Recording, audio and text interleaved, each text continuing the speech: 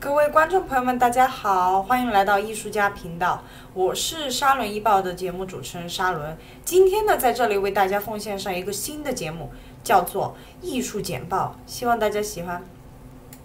卡帕尔迪被赤裸裸拍摄纪录片，美联社。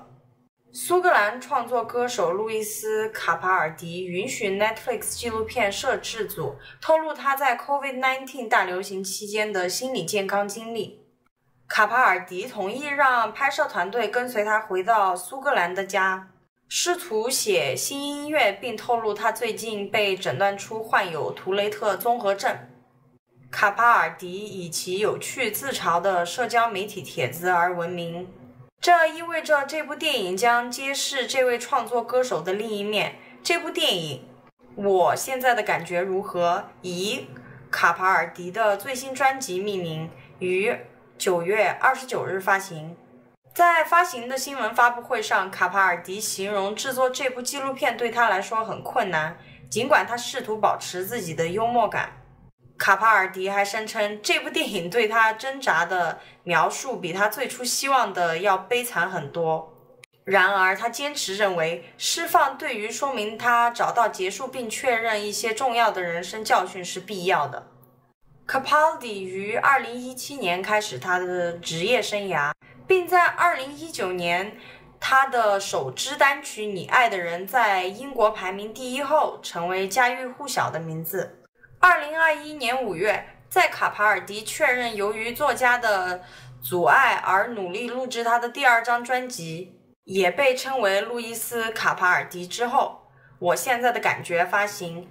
而这部纪录片的发行恰逢卡帕尔迪2021年巡演的开始。4月在纽约画廊看什么？纽约时报。纽约时报回顾了纽约市的6个新艺术展览。切弗罗莱斯的沐浴者 Bathers 通过色彩缤纷的丙烯画引起了起义。这幅画描绘了居住在加勒比海域的人物。雪莉娜罗德里格斯的 BXD3 世界解放混音带以他所在社区的人们的彩色铅笔肖像为特色，活动家、朋友和导师也加入了其中。鲁道夫·梅格林的肖像画是一组小型方形画作，创造性地参考了围绕艺术家的20世纪中期设计和同性恋文化，在城市场景中打上了自己的诗意印记。陶巴·阿尔巴赫在宝拉库珀画廊的自由意志 Free Will 是艺术家在画廊的第2个展览。展出的作品呢，捕捉了混乱边缘的秩序。最后，命名画廊 Anonymous Gallery 的摄影那么 Photography Then 探讨了摄影中的操纵，从父子的舞台图像到 Instagram 明星在折扣店前摆姿势。Alisa Kaziu 的5个肌肉发达、赤膊的年轻人的肖像看起来是 Photoshop 的，很容易欺骗眼睛。关于艺术家的电影，自负的、嫉妒的、微攻击。多伦多星报，凯利·赖查特的最新电影出现 Show Up 是对波特兰一群低级艺术家的沉闷观察，情节集中在米歇尔·威廉姆斯 Michelle Williams 的角色 Lizzie 身上。他是一位失败的艺术家、雕塑家，过着很单调的生活。莱查特创作中的艺术家是自我参与和自负的，嫉妒和微攻击是这里的货币。Lizzie 的角色没有救赎的品质，是小气和恶意的，在整个功能中没有角色发展。艺术与工艺学院是电影中艺术学生极具创造力和活力的避风港，于2019年关闭。这部电影未能成为让艺术家成为艺术家的战斗口号。莱查特错误地估计了一个冷漠和令人反感的所谓的美丽爱好者可以产生多少同情心。观众发现比 Lizzie 更有趣的人吸引他们的注意力，比如说房东乔，还有顺从学校的窑炉师傅埃里克。Jude 赫西继续从另一个艺术爱好者的角色复兴。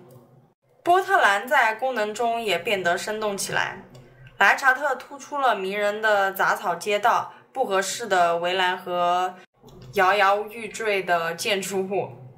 现在在影院上映的 Show Up 是一个令人厌烦的长片，没有明确的故事情节。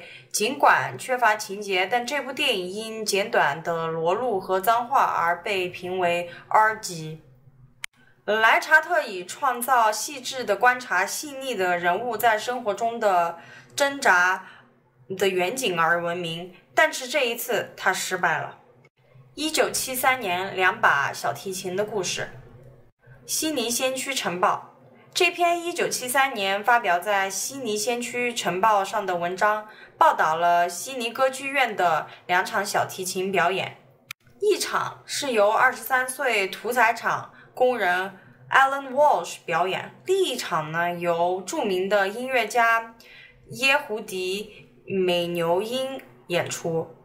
那个23岁的工人呢，他在剧院外演奏了一堆爱尔兰三叶草和华尔兹马蒂尔达，而美纽因则与他的妻子新南威尔士州公共工程部长和其他的官员一起在音乐厅演奏。据报道，在演出之前，美纽因对歌剧院的美丽和设计充满热情，他说这个是世界上最美丽的建筑物。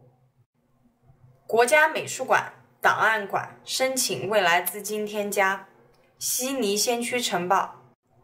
澳大利亚国家美术馆将不得不提交一份正式的申请，要求额外获得 2.23 亿澳元的资金。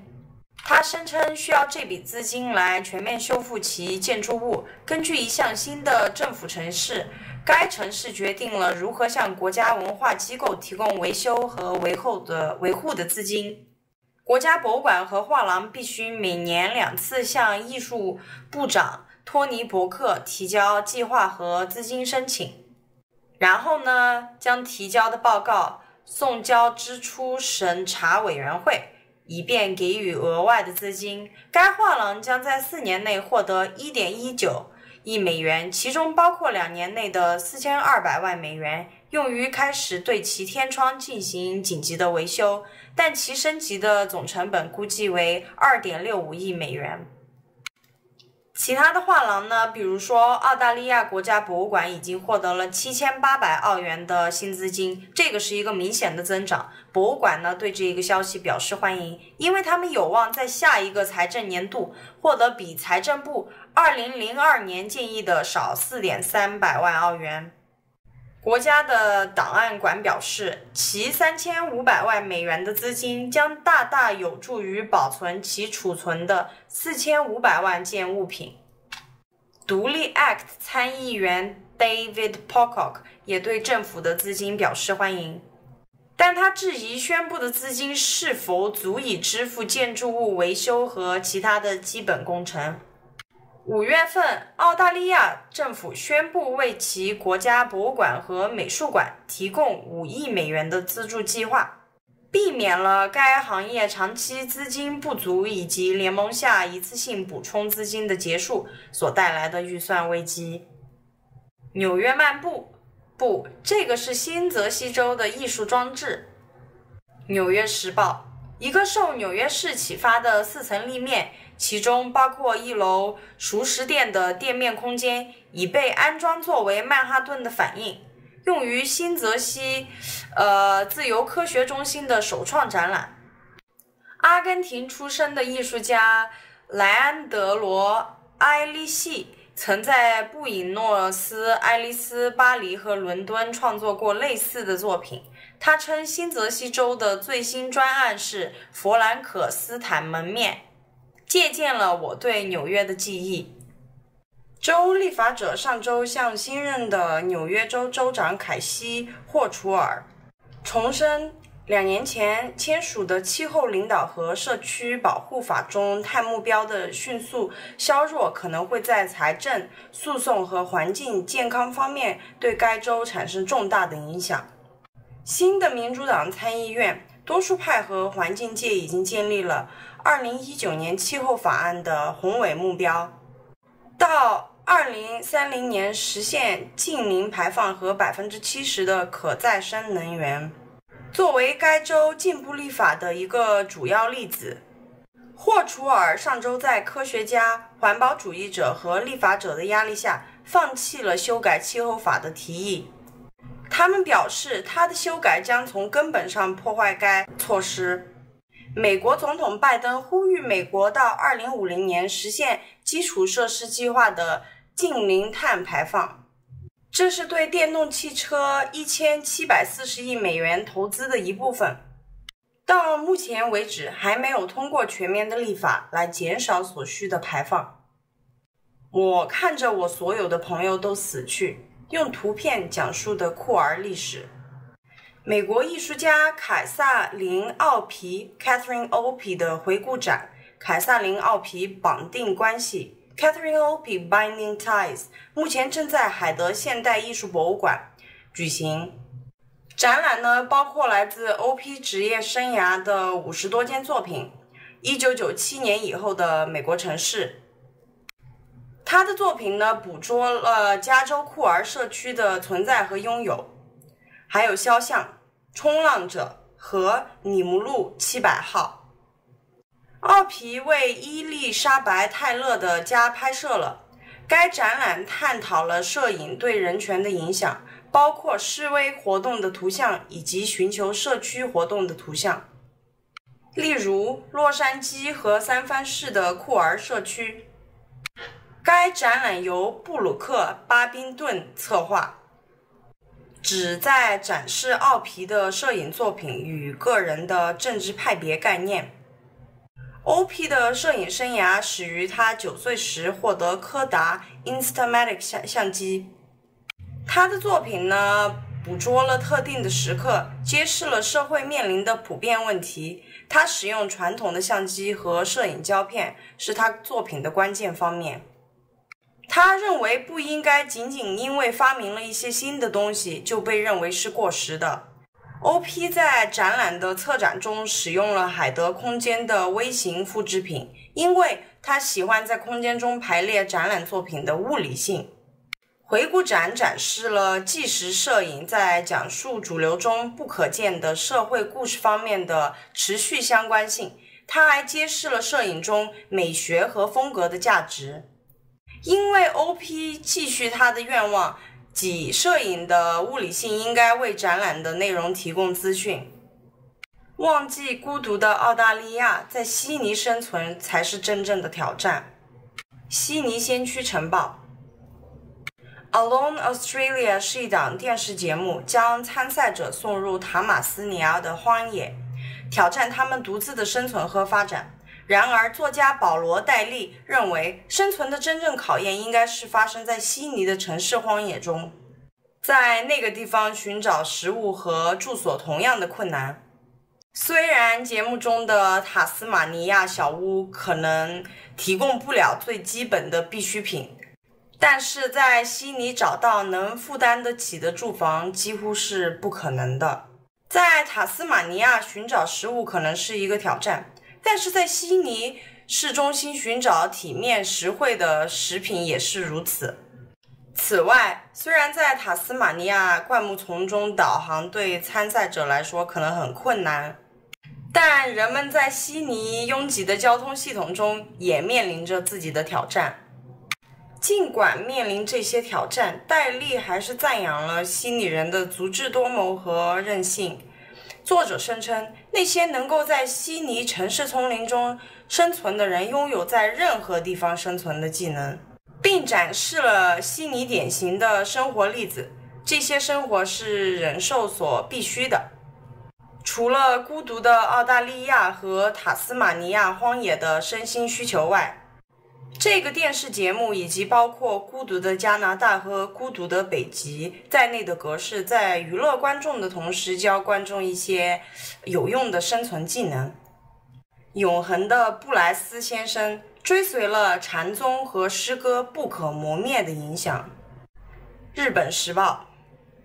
永恒的布莱斯先生是埃伦斯宾塞的最新小说。这部小说的主人公是 R.H. 布莱斯，一位英国学者。第一次世界大战期间出于良心拒服兵役者，日本皇太子名人的家庭教师，以及说明将日本俳句引入西方的人。斯宾塞以相当惊人的口技行为居住在布莱斯的声音中。虽然布莱斯的生活细节属于你无法弥补的类别，但仅凭情节并不能构成小说。结局本身就是一件悲伤和美丽的事情，因为布莱斯从他字面意义上的临终床上回顾了不那么平凡的生活。当布莱斯回顾构成他的生活时刻时，散文变得诗意、有节奏和催眠。最后一页是排句式快照的拼贴画。布莱斯一生中写了大量关于禅宗的文章，但他于1949年首次出版的4卷排句翻译被认为是他的主要遗产。通过这些诗集，Allen Ginsberg 和 Gary Snyder 等西方许多重要的诗人第一次接触到了日本的诗歌形式。这个呢，对20世纪英语诗歌的影响有多深远，怎么强调都不为过。